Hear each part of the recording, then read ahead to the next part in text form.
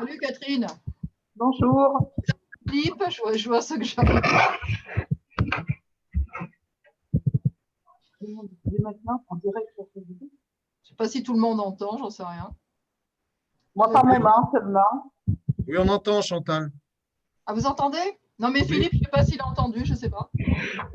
Il a peut-être coupé. Non, il a dit qu'il entendait. Non, c'est pas Philippe qui a parlé. Non, c'est bon, j'ai le son maintenant. Je t'entends Ah, ça y bien. est, regarde-le. Ok, bonjour à tous. Bonsoir à tous. Bonjour. Oui, bonsoir. Bonsoir. Bonsoir à tous. Bonsoir, Luc. Oh là là, mais Luc, tu es auquel pays là? C'est magnifique. Ah, c'est pour mettre un peu de gaieté dans ce monde si triste. T'es dans le Gard là, non? C'est quoi? Ah, ça y ressemble, ouais, mais je suis bien à Gersa, je te confirme. Tu n'as pas profité de ton premier jour de déconfinement? Non, non, non. Mais on a le droit de rêver. Hein. Ah, ben, bien sûr, surtout là. C'est encore une denrée qui nous est accessible. Voilà. On attend ça. Ah, je sais pas pourquoi le téléphone est resté, c'est mon téléphone est là, à ce moment-là. Bonsoir, tout le monde. Bonsoir. Bonsoir, Christian. Bonsoir. C'est pas possible qu'il y ait quelque chose. C'est impossible. Elle a dit ça, elle nous a dit. La seule chose qu'il peut y avoir, c'est les assemblées générales d'associations. Non, parce que c'était pour une bouffe ou quoi? Parce que Impossible. elle a dit à Marie-Claire, attends, je vais l'appeler Marie-Claire. Je vais l'appeler 23 même. Elle a dit 23. Vas-y, t'as le temps, hein, c'est pas commencé. Parce qu'elle lui a parlé, moi je dis c'est pas possible. Ils lui ont enlevé le plâtre, petite, en fait. C'est bon, mais elle ne marche pas, quoi. Maintenant, elle ne marche pas. Bah, tu parles qu'elle a peur, là, pour. Je vais l'appeler.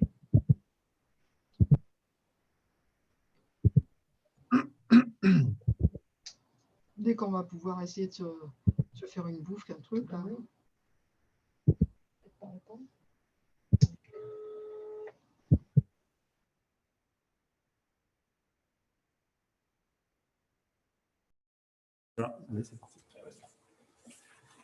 Bien, bonsoir à toutes et tous. Je vous propose qu'on entame cette nouvelle séance du conseil municipal. Alors, on va commencer par vérifier le quorum et pour ce faire, je vais faire l'appel. Donc, Serge Bichot est présent. Pierre Montagnon. Pierre n'est pas encore arrivé. Sylvie Dinalo. Présente. Kémoé Sylvain. Présent. Kamala Nadia. Présente. Bonnefond Philippe. Présent. Raïssa Ray est absente, a donné le pouvoir à Christian Longchambon. Guy Auchan Francis. Magali. C'est pas Claire qui est tombée, c'est juste la webcam. Meillec Christian. Présent. Bonny Marie-Françoise est absente, a donné le pouvoir à Sylvie Vignalo. Coulon Véronique.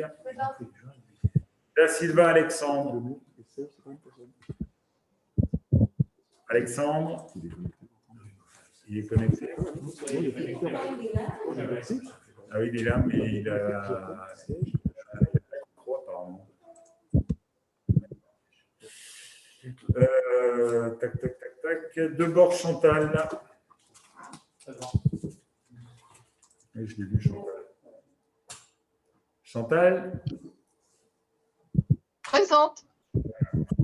Depinet Karine.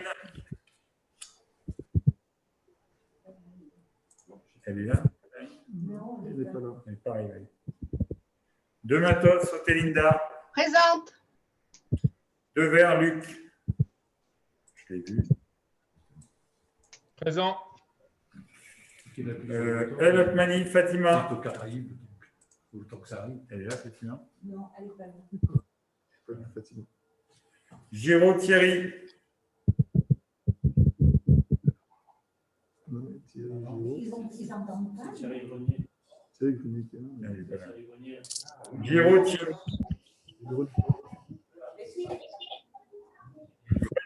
Patrick. C'est Giraud, bien sûr. Giraud, bien sûr, collectif. Thierry.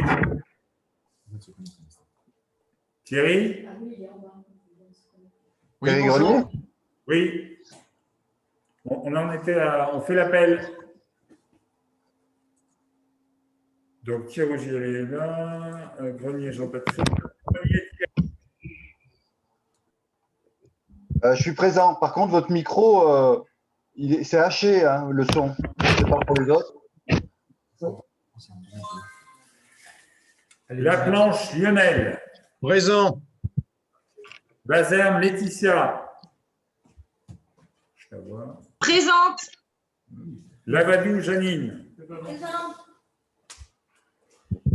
Pépé Grégory a donné pas de pouvoir à Catherine Pépin-d'Albière. Sylvie Alvarez, Luc. Présent. Longchambon, Christian. Présent. Martin, Didier.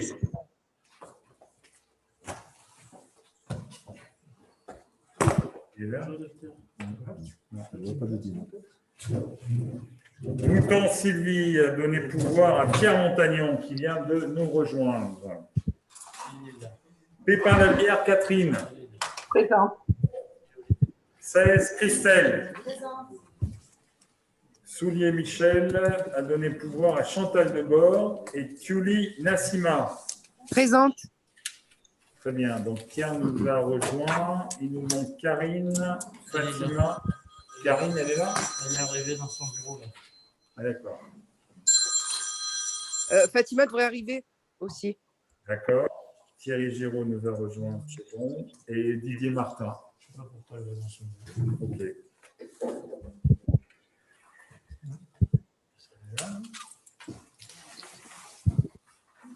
Bon. Alors, je vous propose comme secrétaire Laetitia Lazerne. Qui est contre? Qui s'abstient? Donc, Laetitia sera notre secrétaire. Alors, ensuite, je vais vous proposer d'adopter le procès-verbal du Conseil municipal du 12 avril dernier. Qui est contre? Qui s'abstient? Donc, le procès-verbal est adopté. Je vais vous donner lecture de l'ordre du jour du Conseil municipal. Donc, un point finance assez conséquent, avec différentes subventions qu'on va vous proposer d'accorder, donc au titre de la commission culture, au titre de la commission environnement. Je vais poser un peu, non Parce que moi, je la passe. J'ai fait ce qu'elle m'a dit. D'accord.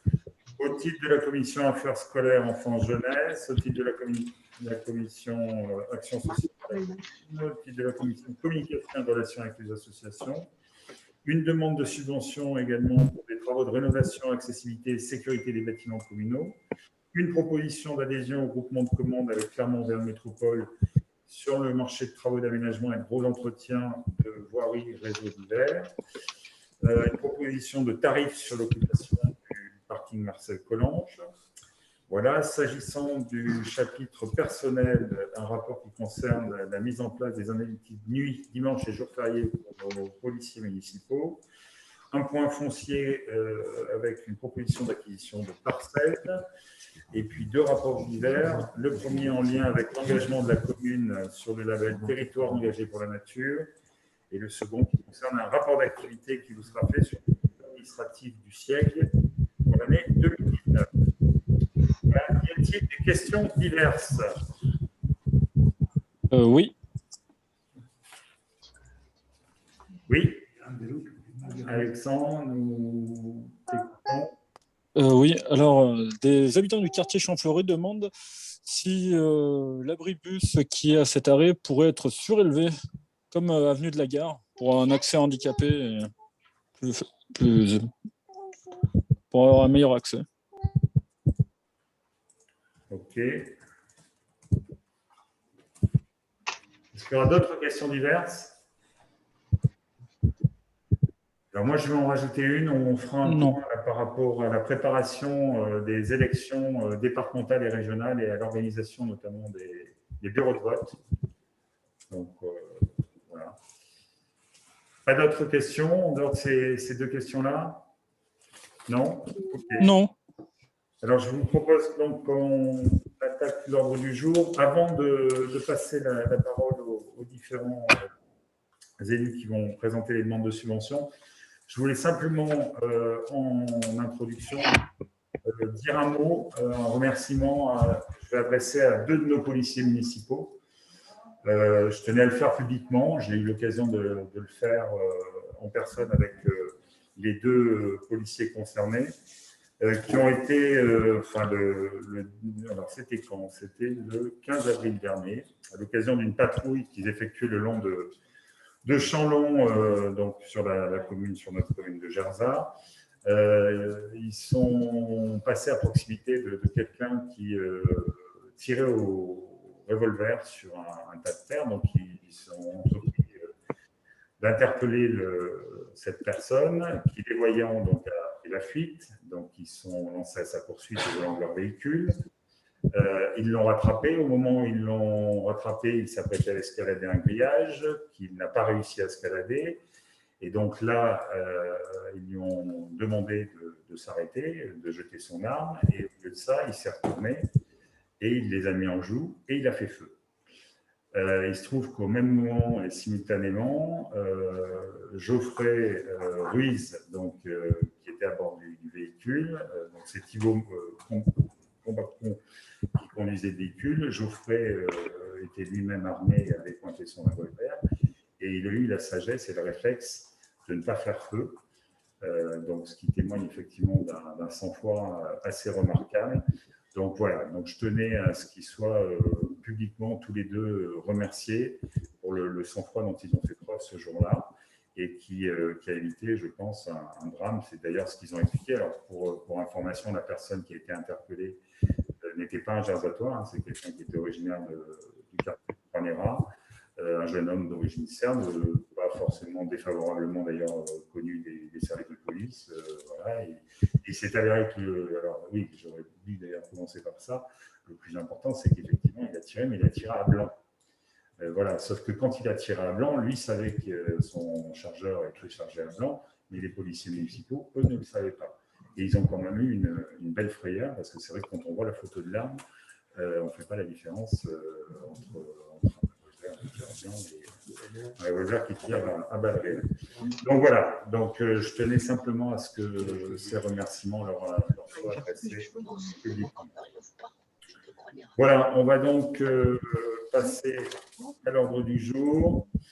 Et donc, pour le premier rapport qui concerne la commission culture, je passe la parole à Christian Veillac. Eh bien, bonsoir à tous.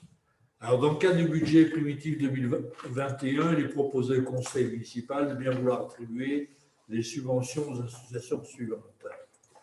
Alors, Carrefour des Arts, je ne vais pas tout vous lire, hein, je vais lire simplement la subvention proposée, qui est de 500 €. Alors, alors j'explique, on a donné un tiers par rapport à la subvention de 2019, sachant que effectivement pendant 9 mois, ils vont ouvrir qu'à partir de 7 ans, s'ils peuvent faire quelque chose. Donc, ils n'ont eu aucune activité depuis le début de l'année. Arc-en-ciel, il n'y a pas eu de demande de subvention, donc 0. Gerza Accordéon, donc 500 €. Les racines gerzatoises donc, restent à 250 €. Comme c'est une petite subvention, on ne l'a pas touché. Les portes de l'Auvergne, c'est Radio Auvergne pour ceux qui ne savent pas, c'est à 6 600 €. On n'a pas touché la subvention parce qu'ils ont du personnel, qu'ils ont conservé leur personnel tout au long de l'année et qu'ils ont conservé leur activité. Le théâtre de l'Horloge, il n'y a pas eu de demande de subvention, sachant qu'ils ont une trésorerie de plus de 15 000 €, donc je pense qu'ils n'ont pas de besoin et on n'a pas trop de nouvelles concernant leur activité. Note et délire, donc, plus le festival international chant choral. D'ailleurs, c'est plus ça, c'est les musicales. Là. Donc, on est resté sur une subvention de fonctionnement de 1 200 €. Les ateliers du Caméléon, 230 €. Le comité des jumelage, pas eu besoin de subvention parce qu'il n'y a pas de voyage, c'est un peu arrêt. Le comité des fêtes gerzatoires, 11 500 €, donc la moitié de la subvention de 2019, mais sachant que la mairie a décidé de prendre en charge l'aspect sécurité de la foire à la Pensette. Donc, ce qui vient en déduction des 23 000 €, mais sachant que, suivant les projets, la mairie sera toujours présente. Confrérie des Paladins, donc 250 €. Et l'Orient Express, 0, pas de subvention, pas d'activité, pour un total donc de 21 030 €.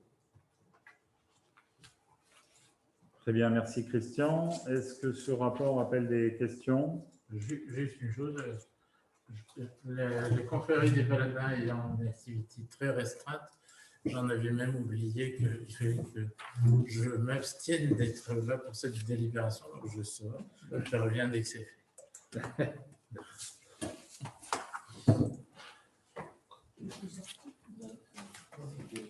Bien, l'éminent représentant de la confrérie des Paladins s'étant momentanément éclipsé, je vous propose de voter sur ce rapport. Qui est contre? Qui s'abstient? Donc, s'il te plaît, Serge, en ma qualité de présidente, je me retire du vote.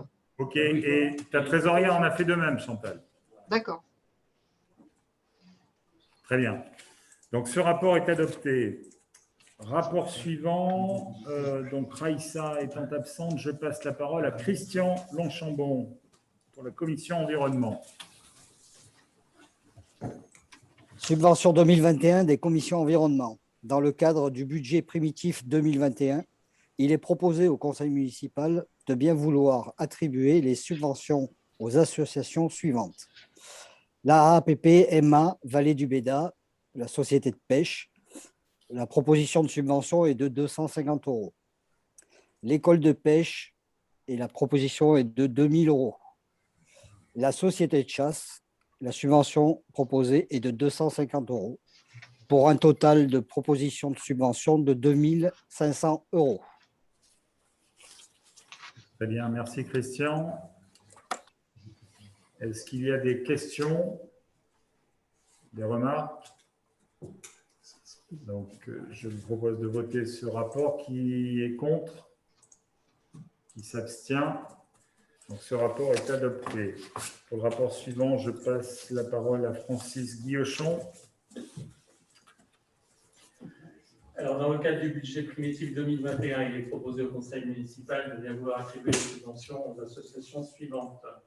Donc, le Club de l'Âge d'Or, 225 €, inchangé. L'association locataire de Fonchenille et rue Trélaco, il n'y a pas eu de demande de subvention, donc 0. Atelier Les Petites Mains, 150 €. Amicale des sapeurs-pompiers volontaires de Jarza, donc 0 € parce qu'il n'y a pas eu de demande dans les temps, en fait. Mais par contre, on se propose de participer à l'encart publicitaire qui nous est demandé de prendre dans le cadre de leur calendrier pour 2022, qui sera de l'ordre de 350 €, je crois. Les mains ouvertes, 2000 €. La solidaire, 0. Pas de demande particulière. Solidaire Auto, 800 € au lieu de 500. Connaissent quelques difficultés. Et le don du sang, une subvention exceptionnelle de 400 € pour acheter des banderoles. Voilà. Donc, ce qui fait un total de 3 575 € plus 350. On est à peu près au niveau de la subvention de 2019. Très bien, merci Francis. Y a-t-il des questions sur ce rapport? Oui, moi je représente la solidaire, mais comme on a demandé 0 €, je peux voter quand même ou pas du coup? Oui. Pas de souci, Thierry. Ok.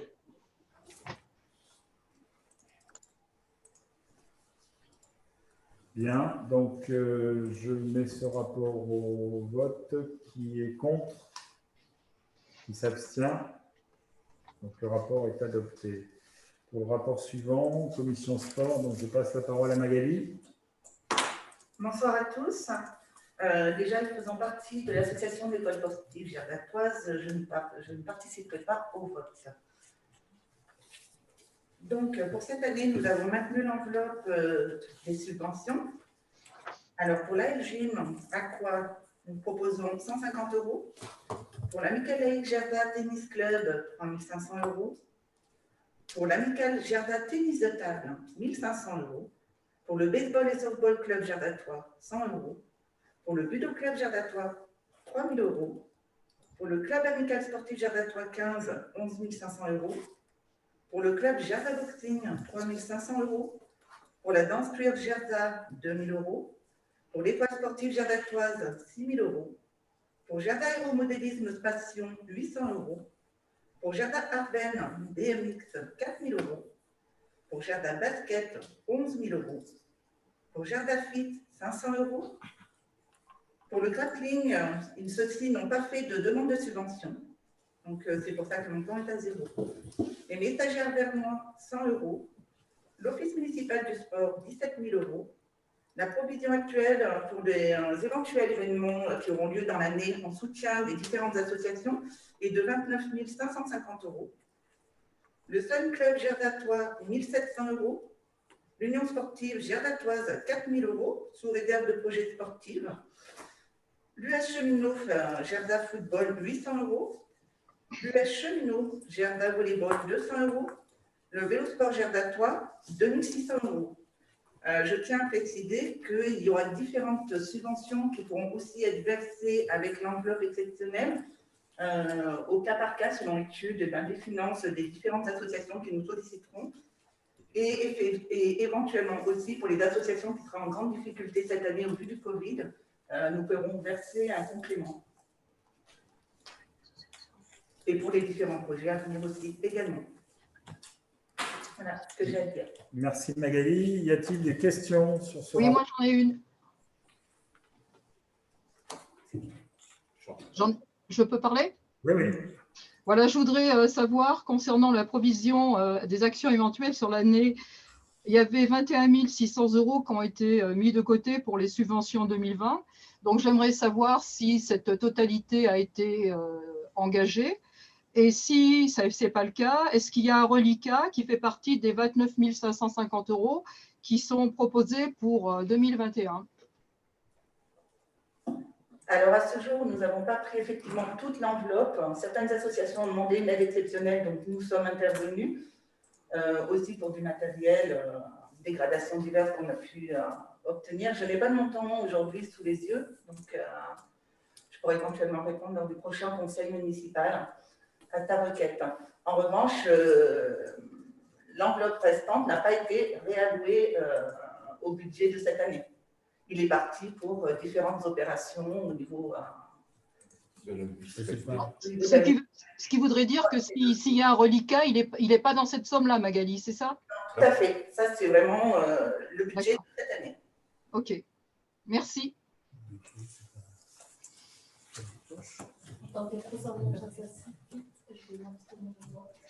Alors, donc Christelle, Saez et Magali s'abstiennent. Y a-t-il d'autres demandes d'abstention? Oui, Thierry Grenier, moi je m'abstiens, je suis le président du SUN. D'accord, ok. Donc 3 abstentions sur ce rapport. Y a-t-il des votes contre? Pas d'autres abstentions. Donc ce rapport est adopté. Pour le rapport suivant qui concerne la commission affaires scolaires, enfance et jeunesse, donc je donne la parole à Sylvie Dinalo.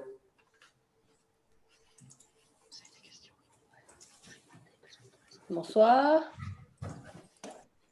Alors, dans le cadre du budget primitif 2021, il est proposé au conseil municipal de bien vouloir attribuer les subventions aux associations suivantes. Alors, le conseil local FCPE, malgré 2 relances, ne nous a pas renvoyé de demande. Donc, on n'a rien mis au budget pour eux. Amicale section aide aux devoirs, 100 €. À tout jeu, 100 €.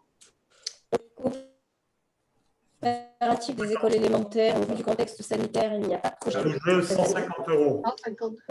La coopérative scolaire de l'école maternelle Jules Ferry, 100 €. Et la coopérative scolaire de l'école Jean Jaurès maternelle, 100 €, ce qui fait un total de 450 €. Moi, j'ai une question. Pourquoi qu'on a descendu là pour les enfants? Parce que je trouve qu'il faut quand même, dans ce contexte actuel, il y a peut-être des choses à faire pour les enfants. Il y a peut-être d'autres besoins. Je vois qu'on a descendu les cotisations pour les enfants. Par exemple, on était l'année dernière à 160, on est passé à 100. Bon, je comprends bien. Mais je pense que les enfants, aujourd'hui, il faut tenir compte qu'il faut peut-être acheter d'autres choses. Je ne sais pas, il ne faut pas baisser les subventions pour ce qui concerne les enfants. On les baisse pas. Il n'y a pas de projet. On est là pour les aider à mettre en place des projets qui ne peuvent pas avoir lieu. Il y a le contexte sanitaire. Donc, franchement, il n'y aura pas des écoles, elles ont tout le matériel dont elles ont besoin, que ce soit scolaire, que ce soit la cour. Je ne comprends pas. Je trouve bizarre quand même pour descendre les aides pour tout ce qui concerne les enfants, c'est tout. Je ne comprends pas bien, mais bon. Surtout que sur Jarza, il y a beaucoup d'enfants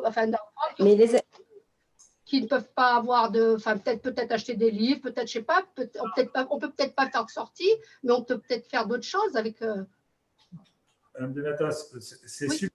Ils ont des bibliothèques à l'école. Je ne comprends pas. Là, c'est des subventions pour les aider à des projets éducatifs. Après, ils ont aussi, ils ont un montant qui leur est alloué tous les ans pour acheter les fournitures, le matériel. Tout ça, c'est resté, mais ça ne fait pas partie des subventions. C'est le budget. Oui. C'était pas une subvention à l'association, à la coopérative de l'école. Je veux dire, les aides scolaires, ils les ont comme ils ont toujours, mais elles sont dans le budget qu'on a déjà voté.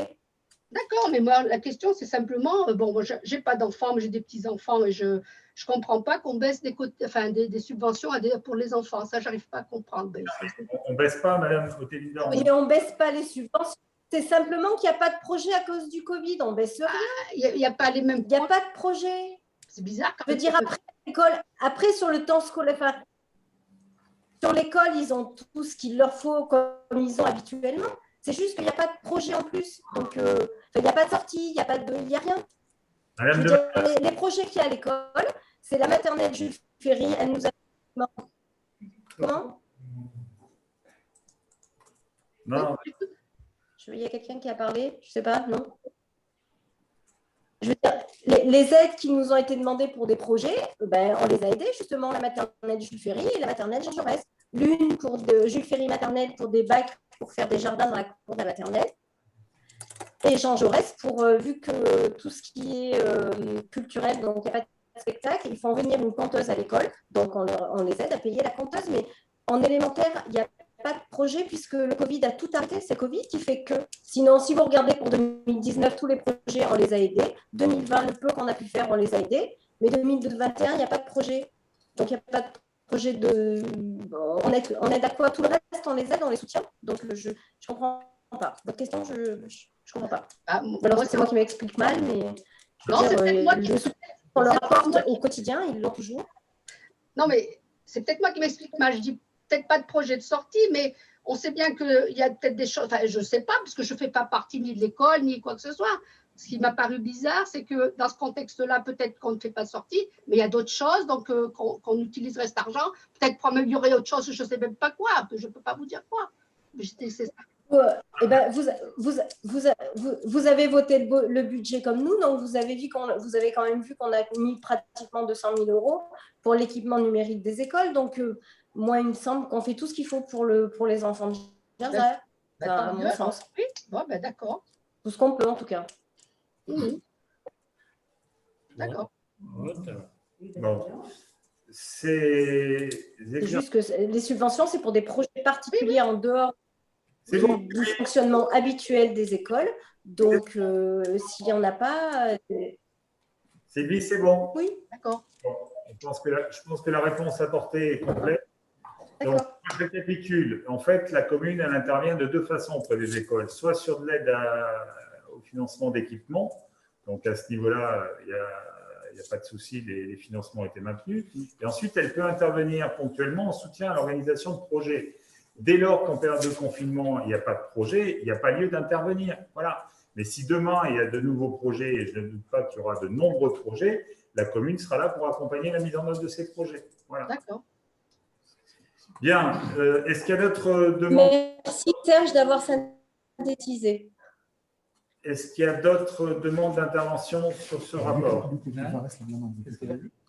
Alors, Luc Lévy-Alvarez. Sur ce rapport, c'est sur les rapports précédents, mais vous n'avez pas vu que j'avais levé la main, que je vais baisser maintenant. J'ai vu qu'un certain nombre d'élus s'étaient abstenus parce qu'ils étaient impliqués dans les associations dont on traitait les dossiers. De manière purement formelle, ce n'est pas une abstention qu'il faut faire, c'est ne pas participer au vote. C'est exactement ce qu'on a fait. Ben, c'est pas ce que j'ai entendu. C'est comme ça que ça sera retranscrit dans la délibération. Bon, d'accord. Donc, c'est ça qui est important pour pas qu'il y ait de vice de forme. Ce qui est un peu gênant aussi, c'est qu'il y ait un rapporteur qui ait été impliqué dans une association. Ça ne se fait pas non plus. Hein. On ne peut pas rapporter une délibération sur laquelle ensuite on décide de ne pas participer au vote. Voilà, je voulais juste attirer votre attention sur ces difficultés. Très bien, merci Luc. Donc on revient sur le rapport suivant, donc en l'occurrence le rapport de la Commission Affaires scolaires, enfance et jeunesse. S'il n'y a pas d'autres demandes d'intervention, donc je vous propose de voter sur ce rapport. Qui est contre? Qui s'abstient? Donc ce rapport est adopté. Je donne ensuite la parole à Pierre concernant le rapport sur l'action sociale de la commune. Alors, dans le cadre du budget primitif 2021, il est proposé au conseil municipal de bien vouloir attribuer la subvention à l'association suivante. Le comité d'activité sociale, donc c'est le personnel de la collectivité. La subvention proposée est de 30 000 € avec une précision qu'il y aura 23 000 qui seront versés d'office et 7 000 seront versés si le projet, il y a un projet qui est pour 2021, s'il peut être réalisé malgré le Covid. Voilà. Est-ce qu'il y a des questions sur ce rapport? Oui, du coup, Alexandre, ma question, c'était de savoir si du coup ces 7 000 € qui restent, s'il n'y avait pas de projet qui se faisait, serait rebasculé comme décidé lors de la commission. Ça a rebasculé comment? On avait dit, il y avait eu des questions qui ont été posées en commission sur ce qui deviendrait la subvention, au cas où on ne l'attribue pas, mais là, a priori, on l'attribue. Si le projet ne se fait pas, on n'a pas décidé spécialement de de leur affectation. Il se trouve que de toute façon, dans le cadre de ce qu'on a décidé au niveau des ressources humaines, si la somme reste dans le budget général, ça aidera dans le cadre de ce qu'on a décidé au niveau des ressources humaines. Donc, de fait, ça le fera. Mais le principe, c'est qu'a priori, la subvention soit versée dans son intégralité. Par rapport à l'étude qu'on a eue en commission, je tiens à signaler qu'il y avait un certain nombre de dépenses de l'année 2020 qui n'étaient pas encore comptabilisées, qui ont été donc payées en début 2021, ce qui fait qu'en fait, les comptes qu'on avait étaient quand même trop favorables par rapport à la situation financière réelle de l'association. Est-ce que ça répond à votre question, M. De Silva? Oui, merci. Très bien. Est-ce qu'il y a d'autres demandes d'intervention sur ce rapport? Pas d'autres demandes, donc je mets ce rapport au vote. Qui est contre? Qui s'abstient? Il y a Véronique qui est sortie, qui ne prend pas part au vote. D'accord. Donc ce rapport est adopté. Pour le rapport suivant, donc il concerne la commission communication et relations avec les associations, Pierre garde la parole.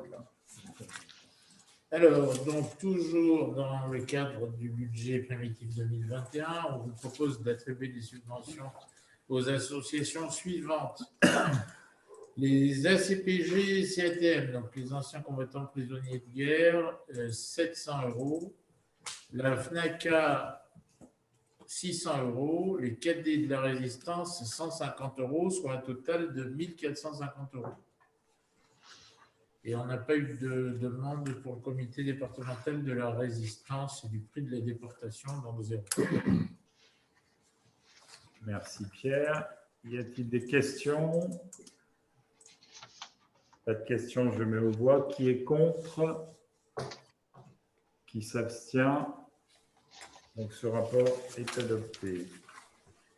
Nous en avons... Ah non, il nous reste un rapport, deux rapports, trois rapports même. Donc il y a une demande de subvention pour des travaux de rénovation. Donc là, c'est Sylvain Kémoé, à qui je passe la parole, qui va nous présenter ce rapport. Bonjour à tous. Donc, demande de subvention pour les travaux de rénovation, accessibilité et sécurité des bâtiments communaux. Par délibération du 10 juin 2020 et dans le cadre de l'article L2122-22 du CGCT, le conseil municipal a délégué au maire la possibilité de demander à tout organisme financeur pour tout type de projet et sans limitation financière l'attribution de subventions. Le budget d'investissement 2021 prévoit des crédits pour des travaux de rénovation, d'accessibilité et de sécurité des bâtiments communaux. La nature de ce projet permet à la ville de solliciter plusieurs subventions, dont la dotation d'équipement des territoires ruraux, pour laquelle le ministère en charge de ce financement demande une délibération spécifique du conseil municipal sur l'opération et ses modalités de financement. Au vu des éléments exposés ci-dessus, il est demandé au conseil municipal, et pour ce dossier uniquement, de reprendre sa compétence de sollicitation des différents partenaires pour l'attribution de subventions, à savoir l'État au titre de la DETR dans le cadre de l'enveloppe consacrée aux bâtiments communaux ou intercommunaux, l'État au titre de la DECIL, dotation de soutien à l'investissement local dans le cadre de l'enveloppe classique, d'approuver le plan de financement ci-joint, d'autoriser M. le maire à signer et déposer les dossiers de demande de subvention correspondants et tous les documents afférents. Le plan de financement vous est présenté. Donc, le total sur 60% de demande de subvention avec un autofinancement de 40%, ce qui fait 192 000 € sur le budget de la commune, sur un total de 576 600 €. Voilà. Merci Sylvain. Y a-t-il des questions sur ce rapport? Pas de questions. Nous passons au vote. Qui est contre? Qui s'abstient? Donc ce rapport est adopté. Sylvain garde la parole pour le rapport suivant qui concerne donc une proposition d'adhésion au groupement de commandes de Clermont-Auvergne Métropole pour le marché de travaux d'aménagement et de gros entretiens de voiries réseaux divers. Merci. Convention de groupement de commandes entre Clermont-Verne Métropole et les communes pour le marché de travaux, d'aménagement et de gros entretiens de voiries, réseaux divers. Vu le Code général des collectivités territoriales, vu le Code de la commande publique et notamment ses articles L 2113-6 et 12113-8 relatifs au groupement de commandes, considérant que l'accord cadre de travaux d'aménagement gros entretien de voiries de l'espace public de Clermont-Verne Métropole arrive à expiration le 11 janvier 2022, considérant que dans un objectif de rationalisation des procédures et d'économie d'échelle, il a été proposé à l'ensemble des collectivités de la métropole de constituer un nouveau groupement de commandes temporaires en application des articles L2113-6 à L2113-8 du Code de la commande publique. Ce groupement permettra à chacune d'avoir accès à cet accord cadre pour faire exécuter les travaux de voirie lui incombant en vertu des compétences qui lui sont conférées depuis le transfert de compétences du 1er janvier 2017. Considérant qu'il est dans l'intérêt de la ville de Gerzat d'adhérer à ce groupement pour effectuer les travaux de voirie restants dans sa compétence, comme la réfection des cours d'école par exemple.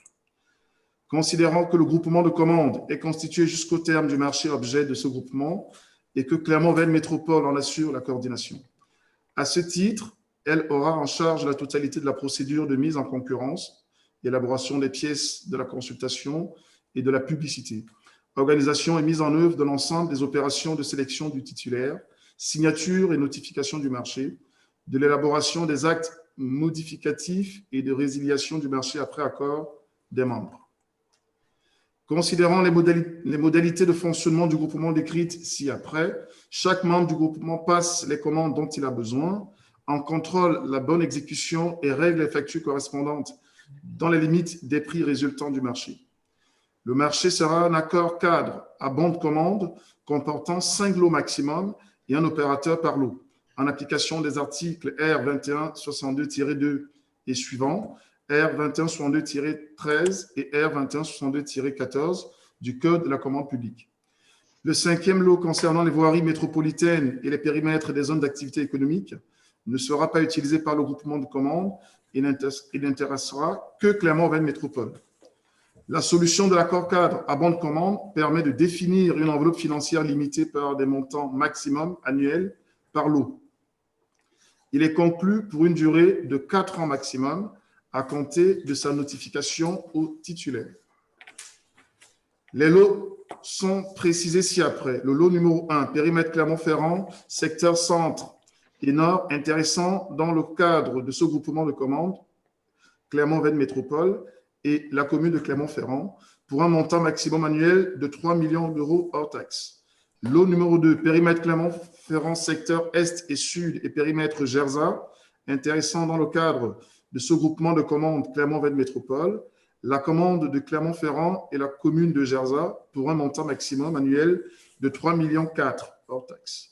Lot numéro 3, périmètre Aulnat, Cournon d'Auvergne, Le Cendre, Lampe, Pont du Château, intéressant dans le cadre de ce groupement de commandes Clermont-Verne Métropole pour un montant maximum annuel de 2,5 millions d'euros hors taxes. Lot numéro 4, périmètre Aubière, Beaumont, Blanza, Sébaza, Serra, Chamalières, Châteauguay, Durtol, Noénan, Orsine, Périen-les-Sarrièves, Romagna, Roya et Saint-Genès-Champanel, intéressant dans le cadre de ce groupement de commandes Clermont-Verne Métropole, la commune de Roya et la commune de Serra pour un montant maximum de 2,7 millions d'euros hors taxes.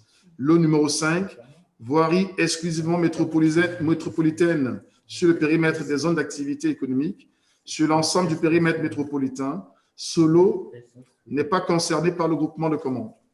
Au vu des éléments exposés ci-dessus, il est proposé au conseil municipal de bien vouloir approuver la constitution d'un groupement de commandes entre Clermont-Verne Métropole et les communes de Clermont-Ferrand, de Roya, de Serra et de Gerzat pour le marché de travaux d'aménagement et de gros entretiens de voirie conformément à la convention ci-jointe, vous avez en parenthèse l'acte constitutif du groupement.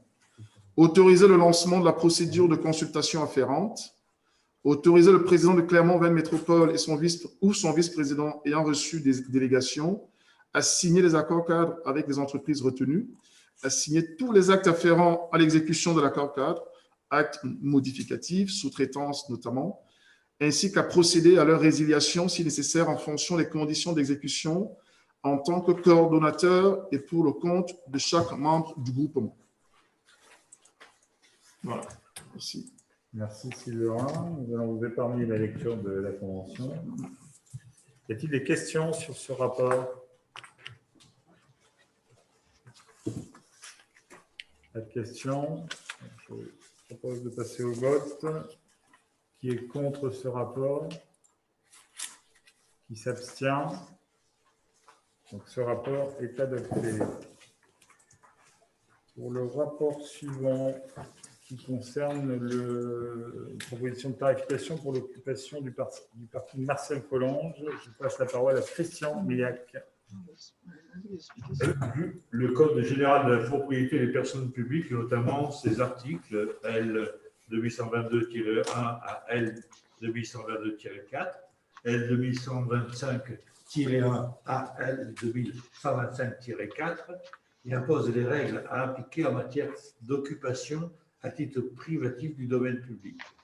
Vu la délibération du 25 février 2019 qui fixe les redevances d'occupation du domaine public, considérant que la délibération citée ne fixe pas les redevances pour les utilisateurs de parking par des cirques ou autres occupations temporaires, considérant les différentes demandes d'occupation formulées pour le parking Marcel Collonges, considérant que jusqu'alors il n'y avait qu'une redevance unique d'occupation fixée à 50 € par jour, il est proposé au conseil municipal d'instaurer pour le parking Marcel Collonges les redevances journalières suivantes: surface de parking occupée inférieure à 700 m², donc 80 € par jour, et supérieure à 700 m², 150 € par jour.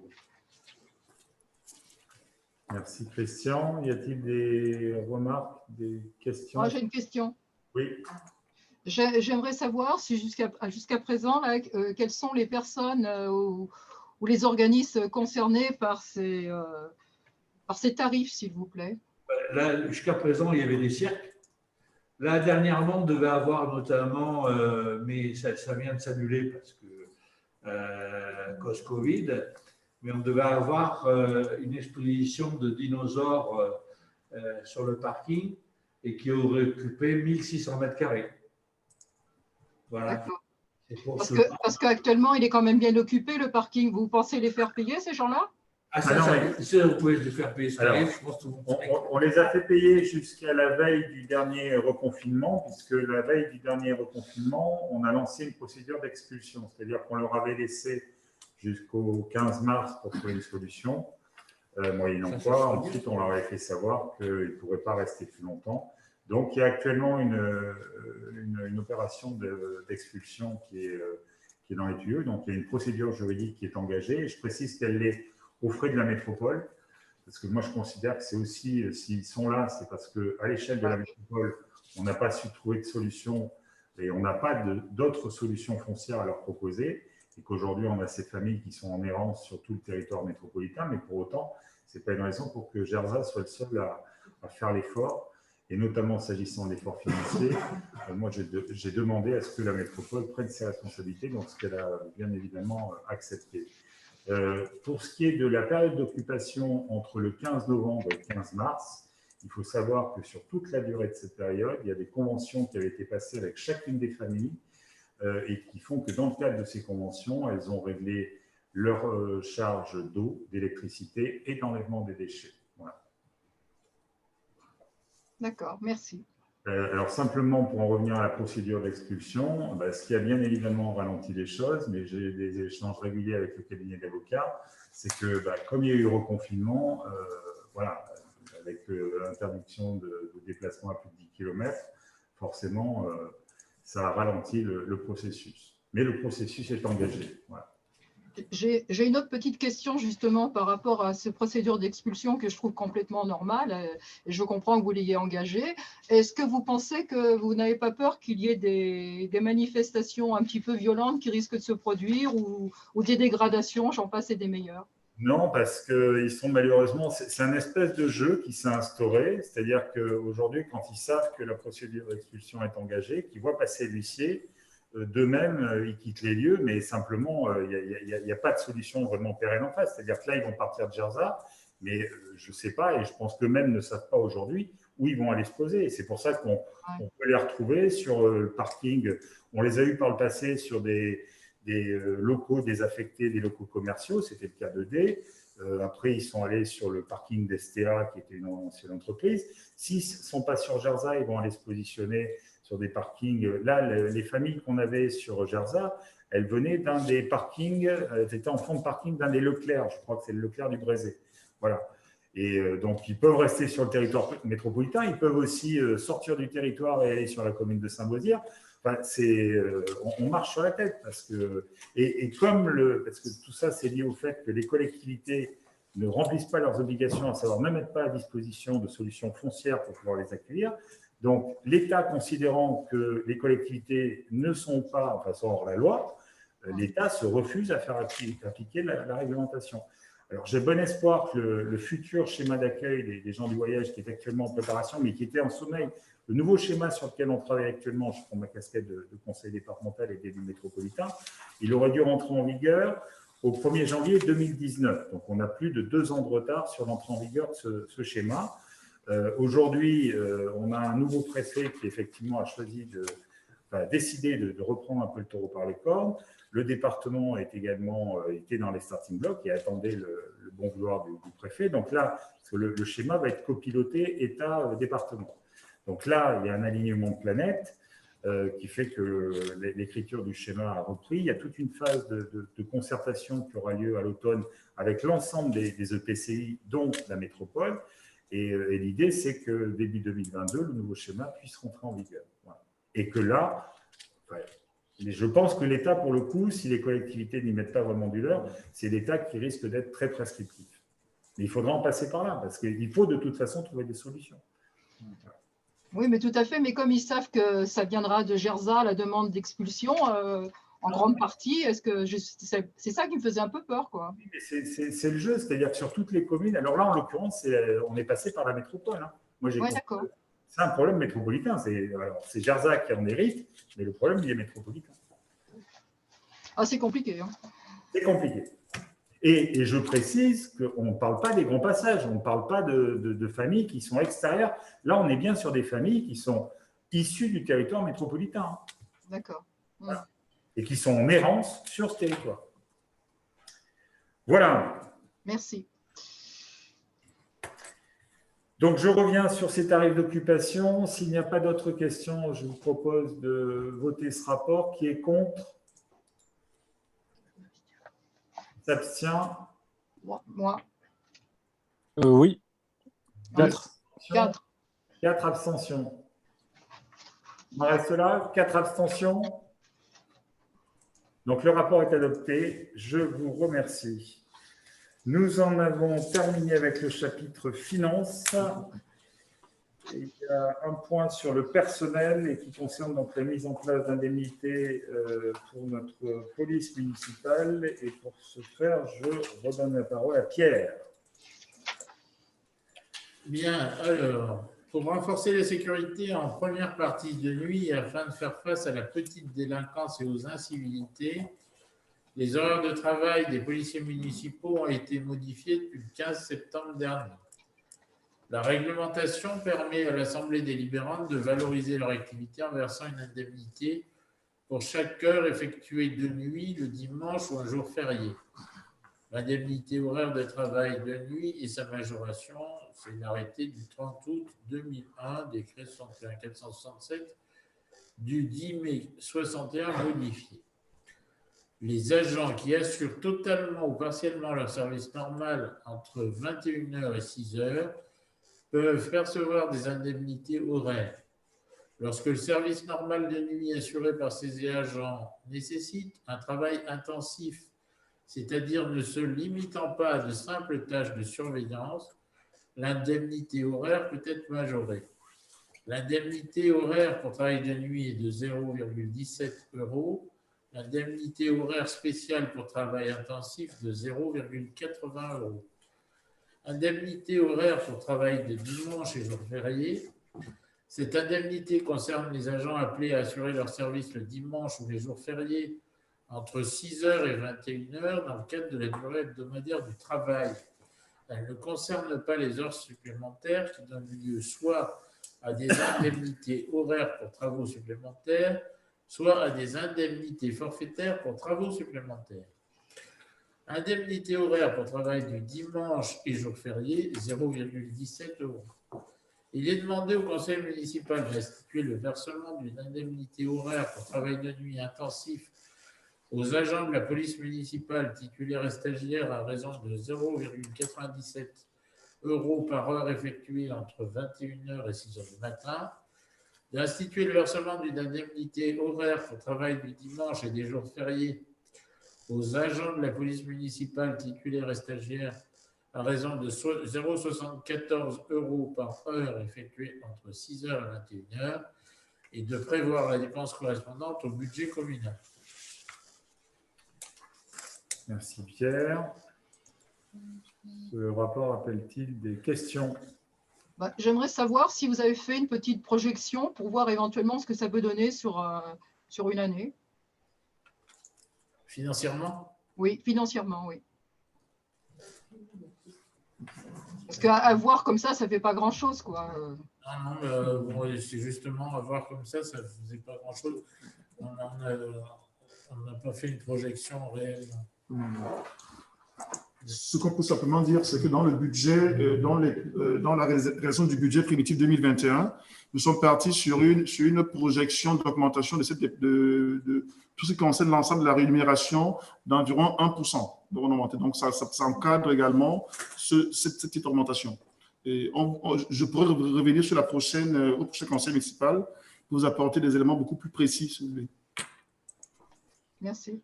Oui, parce que ça ne se rend pas trop compte, là. Sachant que pour le moment, c'est aléatoire, ce n'est pas de façon régulière, je travaille tous les soirs jusqu'à minuit ou 2h du matin. Donc, c'est d'autant plus difficile de chiffrer, mais on sait à peu près combien il faut d'heures. On vous donnera le renseignement, mais ça ne va pas aller chercher bien loin par rapport au budget de la police. Et comme on avait un peu augmenté tout ce qui est sécurité, non, mais c'est pour ça. Je trouvais que ça faisait minime par rapport effectivement en ce moment à tout ce qui sont confrontés comme chose un petit peu qui sort de l'ordinaire, notamment par ce que nous a expliqué en premier Monsieur le maire. C'est vrai quand même, ça paraît pas grand-chose, quoi. Et on applique les indemnités légales, même celles qui sont facultatives, on a mis les deux. On a mis tout ce qu'il y avait. Voilà. J'ai une question. Allons-y. Existe-t-il des primes de risque ou des primes suite à ce qui s'est passé dans ce domaine-là? Alors, dans le régime indemnitaire tel qu'il est défini pour la fonction policière, il y a leur spécificité d'emploi est prise en compte, quoi. Ils ont déjà une prime. Alors, il se trouve que là, effectivement, ils ont été confrontés à quelque chose de compliqué, qu'ils ont très bien géré, mais il y a une prime spécifique aux agents de la police municipale qui englobe toutes leurs contraintes de travailler dehors, d'être soumis au froid, et la prime de risque, etc. Mais il n'y a pas de Merci. Il n'y a pas de prime sous prétexte que il n'y a pas une prime balle blanc. Non, ils n'ont pas une prime balle blanc ou arrestation. Enfin, je sais pas, ils ont mené ce jeune homme au commissariat de Clermont, ils n'ont pas de prime spéciale. Non. Ou non, je pensais qu'il y avait une prime annuelle ou une prime mensuelle en fonction de s'il y a eu ou pas. Non, mais mais je vois que c'est englobé dans plusieurs critères. Non, il n'y a ni de prime de risque au risque avéré, ni de prime de résultat. Ils ont une prime qui est calculée par rapport au risque en général. Merci Pierre. Est-ce qu'il y a d'autres demandes de prise de parole sur ce rapport? Non. Donc, je vous propose de le voter. Qui est contre?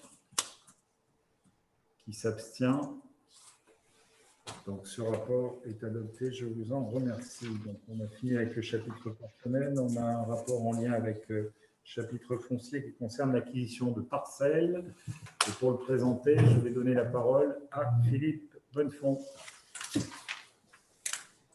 Alors, dans le cadre de la gestion de son patrimoine foncier, la commune de Gerzat a l'opportunité d'acquérir des parcelles F156, B18, B1221 et B1222 pour un ensemble de 10 305 m². Les parcelles sont respectivement situées pour la F156 à Chanlon pour 995 m², la B18 au lieu-dit le Sonne du Puy, 610 m², et les deux autres parcelles sur Donavigna, B1221, 450 m², B1222, 250 m². Suite à négociation amiable, il a été choisi d'acheter des parcelles au prix de 2 100 € hors taxe. L'avis des services des domaines n'est pas nécessaire puisque la valeur d'acquisition est inférieure à 180 000 €. Au vu des éléments ci-dessus, il est demandé au conseil municipal de bien vouloir décider d'acquérir les parcelles cadastrées F156, B18, B1221 et B1222 au prix proposé. Préciser que Monsieur le maire sera chargé de prendre l'arrêté constatant l'incorporation de ce bien dans le domaine communal. Autoriser Monsieur le maire ou toute autre personne en ayant délégation à signer tous les documents et actes nécessaires à l'acquisition de ce bien, notamment l'acte de transfert qui sera rédigé par Maître Drigard, 38 rue Saint-Amable, Arion. Dire que la dépense liée aux frais de publication et de notaire sera prélevée au budget. Donc, vous avez les plans des parcelles sur les documents suivants. Le premier document, donc la parcelle qu'on appelle le lieu-dit Chanlon, c'est grosso modo derrière l'établissement EDF, là, donc et le dojo, hein, sur le petit chemin qui longe, là, qui se trouve en bordure du chemin de Chanlon. Vous avez une parcelle, les trois autres parcelles se trouvent sur le coteau de Donavigna. Donc la première, le Sonne du Puy. Donc vous voyez, c'est presque vous avez le château d'eau qui est indiqué, donc vous arrivez un peu à la situer. Ainsi que deux parcelles qui avaient été certainement coupées à l'époque, mais il y a longtemps, par le passage de la route là-haut, la route des Crêtes, entre guillemets. Et voilà. L'ensemble de ces parcelles était proposé par une famille de Gerzat qui maintenant n'habite plus ici, qui souhaitait s'en séparer, qui avait sollicité la commune. Voilà, si vous avez des questions, je veux bien vous éclairer un petit peu plus. Mais moi, j'en aurais une encore, oui. Excusez-moi. Je voudrais savoir, excusez-moi, je vais le dire comme ça, à quoi ça va nous servir? Qu'est-ce que vous comptez? Pourquoi on fait une acquisition de ces parcelles? Qu'est-ce que ça va nous apporter sur la commune de Gerzat, à part le fait de dépenser 2100 €? Les municipalités précédentes, depuis très longtemps, ont pris l'habitude, ce n'est pas toujours une habitude à réitérer, mais de créer des réserves foncières qui sont quelquefois bien utiles quand on veut mener des actions sur certains lieux de Gerzat, hein.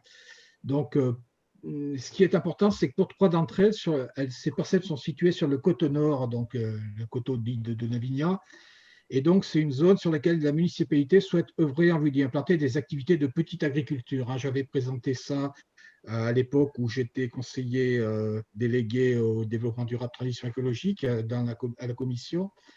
Sur cette zone, une étude est même menée en partenariat avec l'INRAE pour voir comment on pourrait réimplanter de l'agriculture, ce qu'on appelle la petite agriculture, hein, c'est-à-dire ce n'est pas des plantations de maïs, c'est plutôt apiculture, verger, viticulture, ainsi de suite. Et il nous paraissait intéressant que la municipalité renforce son potentiel de propriété sur la zone afin d'exercer un rôle moteur dans ce projet. Dans la mesure où nous aurons à peu près une quarantaine de parcelles. Alors, c'est des toutes petites parcelles là-haut, hein, des parcelles qui sont vraiment des fois pas microscopiques, mais petites. Donc là, ça nous permettrait de jouer un rôle encore plus important là-dessus en étant le propriétaire le plus important de la zone. Pour ce qui concerne la quatrième parcelle, qui se situe au lieu-dit Chanlon, l'intéressant, c'est qu'elle jouxte déjà une propriété communale et en plus, cet espace est concerné par le projet de contournement ouest de l'agglomération et donc pourrait être facilitateur de ce projet. En ce qui concerne le tarif, il faut savoir que même si on n'a pas demandé l'évaluation des domaines parce que la somme était peu importante, grosso modo, les informations qu'on avait, c'est ça se cède en général entre 1 et 2 euros. Là, on est à moins d'1 euro, donc c'était intéressant quand même. Et puis, de toute façon, ça, c'est des parcelles qui ne prendront pas certainement une valeur extraordinaire, mais qui ne perdent jamais de valeur. On a pu le voir sur mais même éventuellement, ça pourrait, puisque tu dis que ça peut faire partie pour des petites associations, enfin des vergers, des gens qui font du miel, j'en passe et des meilleurs, ça veut dire que peut-être vous pourriez récupérer en location sur Oui, certains... pourquoi pas. L'intérêt, si tu veux, c'est que si on veut faire peut-être une association foncière sur le coin, ben nous, avec ce nombre de parcelles, on peut être assez actif pour que ça se réalise. Voilà, ça veut dire que ce n'est pas de l'argent qui est jeté par les fenêtres, vous avez... Non, dans tous les cas, c'est un investissement. Ce sont des propriétés, ce sont des terrains. Je veux dire, si dans 30 ans, on a encore des terrains à la commune qui ont été acquis il y a 40 ans ou 50 ans, et quelquefois, on est bien content de les avoir, justement, parce qu'ils permettent de faciliter ou, ma foi, de céder des terrains à des prix intéressants ou pas, mais on perd jamais d'argent sur ces opérations, de toute façon. Ok, merci beaucoup, Philippe. Je t'en prie. Non, simplement, Chantal, pour compléter ce que dit Philippe, on avait clairement identifié, nous, dans notre programme, le fait qu'il y avait un enjeu autour de la reréalisation des coteaux de Navignard, et notamment la bande sud des coteaux. Donc, il y a un premier inventaire de la propriété du parcellaire qui a été fait en lien avec les services de l'urbanisme. Il faut savoir que sur cette partie, on a identifié à peu près 400 parcelles pour 200 propriétaires.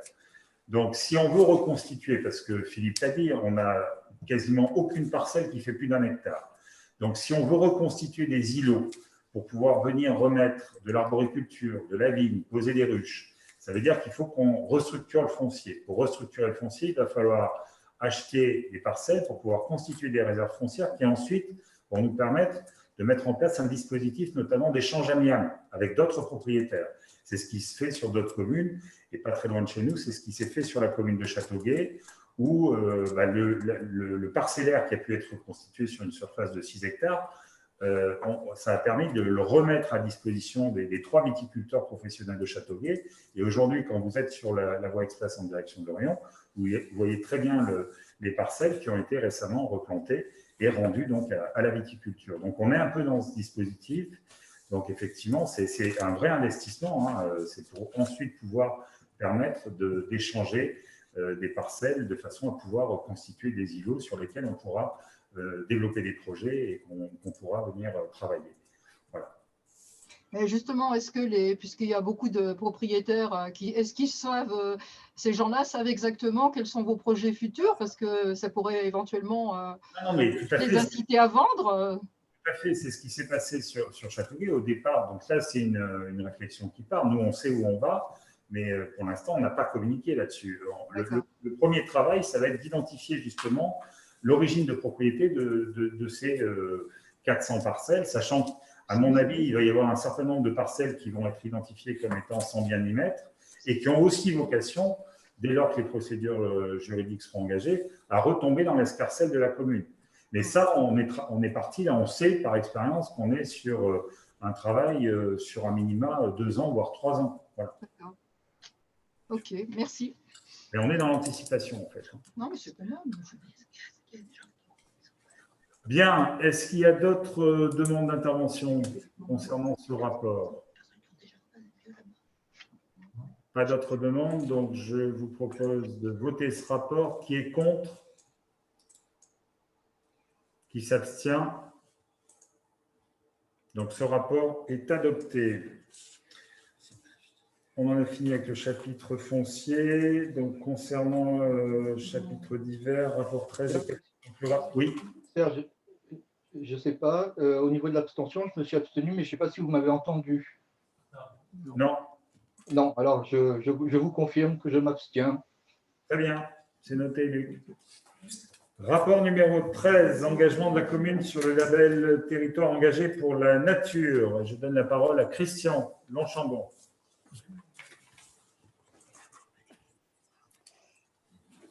Conscient de l'urgence à agir pour reconquérir la biodiversité et la nécessité de mobiliser les acteurs locaux, la municipalité souhaite s'engager dans la démarche d'obtention du label Territoire engagé pour la nature. Ce dispositif est un programme conjoint du ministère de la Transition écologique et des régions de France. Il est porté par l'Office français de la biodiversité et par les collectifs régionaux dans chacune des régions volontaires. Les collectifs ont pour rôle de développer localement des outils pour appuyer, accueillir et valoriser les candidats des collectivités. Avec leur soutien, la municipalité souhaite s'engager et un dossier contenant un état des lieux de la biodiversité sur le territoire et de la commune, ainsi qu'un plan d'action en faveur de la préservation et de la reconquête de celle-ci a été établi. Ce projet a été présenté en commission transition écologique et développement durable et a été accepté. En conséquence, il est demandé au conseil municipal d'autoriser monsieur le maire à déposer le dossier de candidature du label Territoire engagé pour la nature. Merci Christian. Est-ce qu'il y a des demandes de prise de parole sur ce rapport? Non. Je mets au vote. Qui est contre? Qui s'abstient? Donc, ce rapport est adopté et je vous en remercie. Et nous avons un dernier rapport donc, qui concerne le rapport d'activité et les comptes administratifs du siècle pour l'année 2019. Donc là, il n'y a pas de vote, hein, c'est simplement une information. Donc, je vais vous en donner lecture. Conformément à l'article L5211-39 du Code général des collectivités territoriales, le conseil municipal a eu l'information au titre de l'année 2019 du rapport d'activité de territoire d'énergie Puy-de-Dôme, SIEG et du compte administratif. Et donc, on vous indique le lien par lequel vous pouvez procéder au téléchargement des dossiers, ce que je n'en doute pas, tout le monde a fait. Voilà, donc c'était simplement une information et nous en avons fini avec l'ordre du jour. Nous allons pouvoir passer aux questions diverses. Donc, il y avait une première question qui était posée par Alexandre Da Silva concernant le quartier Champfleury et des questions que se posaient apparemment un certain nombre d'habitants du quartier qui s'étonnaient qu'il n'y ait pas de travaux de surélévation des abribus. Alors, moi, j'ai une partie de la réponse. Alors déjà, pour information, il faut que vous sachiez que tous les travaux qui sont actuellement en cours sur la commune et qui concernent justement la mise en accessibilité par surélévation d'un certain nombre d'abribus sont des travaux qui avaient été décidés en 2019 et qui auraient dû être engagés il y a de cela plus d'un an, sauf que la crise Covid est passée par là et que tout a été retardé. Et que du coup, alors en plus, il se trouve que c'était Raymond Montagne qui avait suivi ce dossier et qui aurait dû normalement continuer à le suivre. Donc voilà, on a eu, nous, en tant que nouvelle équipe, aucune information en amont sur le démarrage de ces travaux.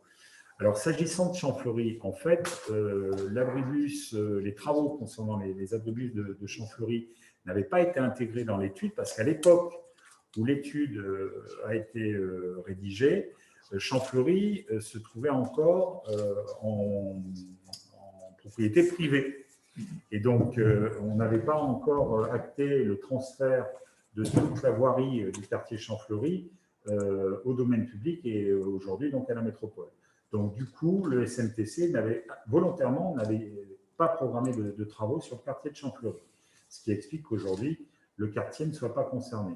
Pour autant, c'est plutôt une bonne chose parce qu'il se trouve qu'on est, nous, en pleine réflexion quant à l'organisation du réseau de transport sur le secteur nord de la commune et donc sur le secteur de Champfleury, parce que la desserte va forcément être impactée dans les 3-4 années à venir par l'apparition des nouveaux programmes immobiliers qu'on a du côté de Courland, qu'on aura probablement d'ici 2 ou 3 ans du côté du site des anciens alcools, et qui va nous amener à repenser complètement la desserte en bus. Donc, on n'entame pas de travaux très lourds tout de suite. C'est plutôt même une bonne chose parce que ça évitera de tout casser dans 2 ou 3 ans pour tout avoir à refaire. Voilà.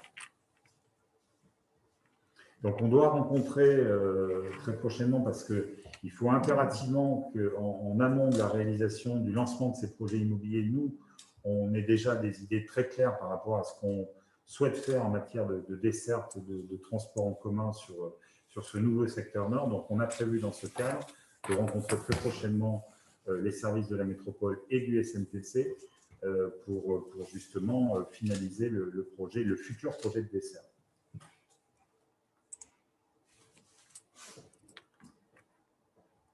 Alors, est-ce que j'ai répondu à votre question? Oui, oui. Très bien. Donc, il reste un dernier point, mais je vais peut-être passer… Pardon. Les élections. Voilà. Un dernier point concernant l'organisation des élections départementales et régionales. Donc, je vous rappelle les dates, 20 et 29 et 27 juin. Voilà, donc il a été décidé la semaine dernière que tous les assesseurs pourraient avoir accès de manière prioritaire à la vaccination. Donc, je vais passer la parole à Xavier, parce qu'on a fait un peu le recensement des besoins qu'on aurait, compte tenu qu'il y a 2 scrutins organisés en simultané.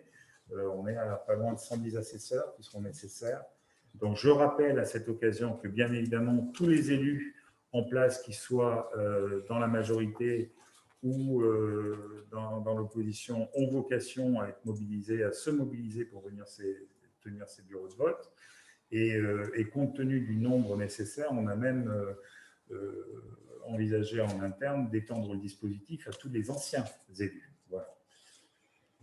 Alors après, rien n'impose effectivement d'être présent, mais voilà, si on est élu ou qu'on a été élu, je pense qu'on est quand même directement concerné et qu'on peut potentiellement directement s'impliquer dans la tenue de ces bureaux de vote. Xavier? Donc, on a reçu une circulaire préfectorale la semaine dernière. Donc, cette circulaire, elle nous conseille très fortement de faire vacciner tous les gens qui vont intervenir au niveau des bureaux de vote. Donc, que ce soit les gens qui vont tenir les bureaux de vote, que les fonctionnaires, enfin bref, tous les gens qui seront sur les journées du 20 et 27. Donc, pour ce faire, l'État nous a demandé de dresser une liste de toutes les personnes qui allaient intervenir et de produire des attestations, parce que tous les gens qui vont être sur le bureau de vote auront la possibilité d'être prioritaires sur la campagne de vaccination. Voilà. Donc, l'idée qu'on vous proposait ce soir, c'était d'inscrire tous les membres du conseil municipal sur cette liste, de manière à ce que vous soyez prioritaires et de vous fournir à tous une attestation. Voilà. Donc, étant donné que la vaccination, ce n'est pas quelque chose d'obligatoire, moi, la question que je voulais vous poser ce soir, c'est, par principe, on met tout le monde, sauf s'il y en a parmi vous qui ne sont pas d'accord, auquel cas, merci de me le faire savoir, comme ça, je ne vous enverrai pas d'attestation et je ne vous ferai pas mettre sur la liste. Voilà. Donc, si tout de suite ou demain dans la journée, vous pouvez me faire un retour sur ça, ça serait pas mal. Voilà, merci. J'ai une petite question. Si on est immunisé pendant cette période, est-ce qu'on est obligé d'être vacciné?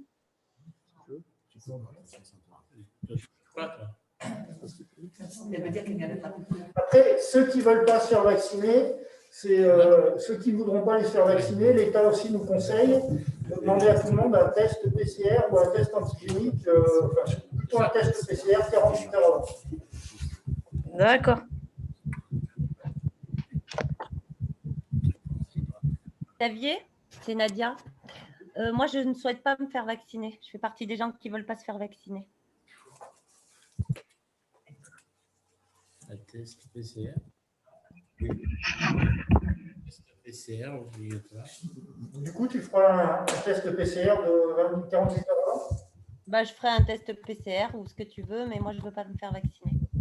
Moi, c'est pareil. Karine. Je viens de l'avoir, je suis immunisée, alors… Xavier, c'est Catherine. Donc, moi, j'ai déjà eu le premier vaccin, j'aurai le deuxième le 31 mai, donc tu n'as pas besoin de me mettre sur la liste, je serai bien. J'aurai mes 2 vaccins.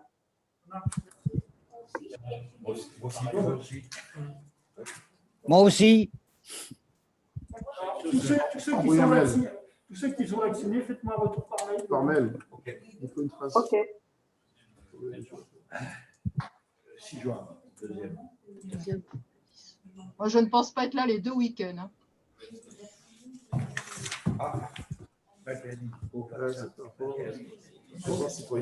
Du coup, si tu n'es pas là, Chantal, tu veux quand même que je te mette sur la liste ou pas? Non, tu ne me mets pas parce que je n'y serai pas. Je ne serai pas là. Je vais partir. Partir, c'est mieux. Mais elle votera par procuration, bien sûr. Ah bah bien sûr. Hein. C'est bien de le préciser. Et en dehors de Chantal, tout le monde sera sur le pont pour la tenue des bureaux de vote? Non, pas moi, je ne pense pas non plus. Je serai vaccinée puisque je vais être vaccinée, mais je pense pas, je ne suis pas sûre d'être là encore. Oui, c'est ça. Hein. Normalement, j'ai prévu des vacances, mais si on ne peut pas partir. Et du coup, je vous mets pas dans la liste alors, Othelina. De toute façon, je serai vaccinée. Si je suis là, je suis vaccinée. Donc, parce que je suis vaccinée. Deuxième, oui. Je n'ai pas besoin, je serai vaccinée. Ok. Bien, je vous propose qu'on en reste là pour aujourd'hui, s'il n'y a pas d'autres demandes d'intervention. Je vous remercie toutes et tous pour votre participation, pour votre présence, pour votre assiduité, pour votre implication.